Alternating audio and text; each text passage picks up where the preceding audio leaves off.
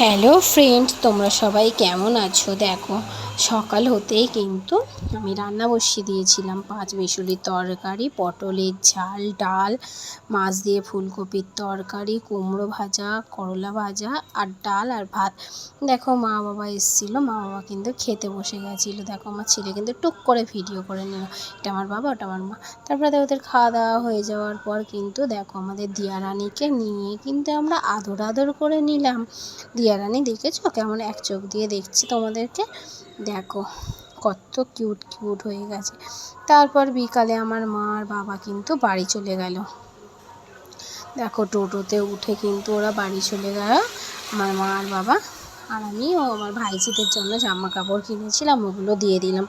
তারপর সন্ধ্যাবেলায় একটু আমাদের শিবতলায় গেছিলাম। দেখো কত সুন্দর প্যান্ডেল করেছে, এত দারুণ দেখতে লাগছিল, তোমাদেরকে কি বলবো, একদম অসাধারণ।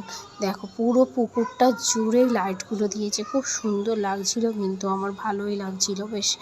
দেখো, কালকে কিন্তু দিদি কলকাতায় ঠাকুর দেখতে গেছিলো। আমি কিছুটা ফটো তোমাদের সঙ্গে শেয়ার করলাম। ভালো লাগলে কিন্তু অবশ্যই তোমরা লাইক কমেন্ট করে দিও। দেখতে থাকো তোমরা। আর কিন্তু কিছু ফটো আমি তোমাদের সঙ্গে পরে শেয়ার করব। হ্যাঁ, কালকে কিছু ঠাকুর দেখতে যাওয়ার প্রোগ্রাম আছে, দেখা যাক কী হয়। গেলে অবশ্যই তোমাদেরকে জানাবো। দেখো, আমাদের দিয়ারানি কত অঙ্গি ভঙ্গি করে কিন্তু ছবি দিয়েছে, পোজ দিয়েছে, দেখেছো? বাই বাই বন্ধুরা, গুড নাইট, সবাই ভালো থেকো।